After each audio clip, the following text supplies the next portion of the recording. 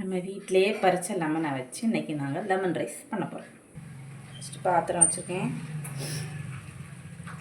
Oil விட்டுக்கிறேன். Oil சூடாகட்டும். Oil சூடாகிட்டு கடுகு போட்டுக்கலாம். கடுகு கடலை வச்சுருக்கேன், அதை போடுறேன். அது வேர்க்கடலை நல்லா கொஞ்சம் வச்சுருந்தோம். கடுகு உளுத்தம்பருப்பு போட்டுருக்கேன்.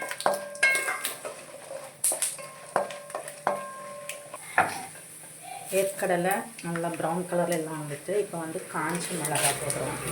நிறைய பேர் பச்சை மிளகாய் போடுவாங்க. எனக்கு வந்து பச்சை மிளகாயை விட எனக்கு வந்து வரமிளகாய் போடுறது ரொம்ப இஷ்டம். அப்புறம் வந்து நிறைய பூண்டு கட்டி வச்சுருக்கோம், அந்த பூண்டு போட்டுக்கலாம்.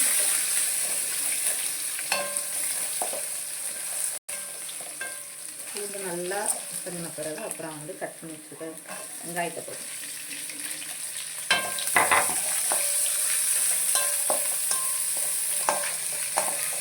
வெங்காயம் வதக்கிட்டே இருக்குது. கருவேப்பிலை போட்டுக்கலாம்.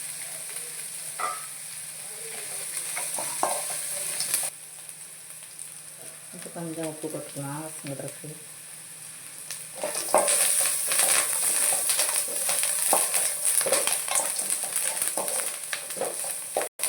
வெங்காயம் நல்லா பொன்னிறமாகிடுச்சு. இப்போ வந்து இதில் வந்து கொஞ்சமாக வந்து மஞ்சத்தூள் போடணும். மஞ்சத்தூள் போட்டு இந்த எண்ணெயிலேயே அப்படியே போட்டு நல்லா கொஞ்சம் போடணும். ஆன பிறகு நல்லா இதான பிறகு நம்ம கொஞ்சோண்டு காய்ப்பு லைட்டாக காய்ப்பொடி லேசாக போட்டால் போதும். அது ஒரு மனம் வரும்.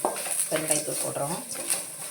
இதையும் கொஞ்சம் லைட்டாக நல்லா வணங்கின பிறகு தண்ணி ஊற்றிக்கலாம்.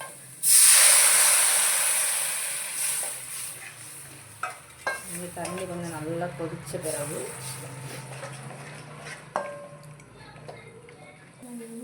நல்லா கொதிக்குது. இப்போ அதுக்கு தேவையான உப்பு போட்டுக்கிறோம்.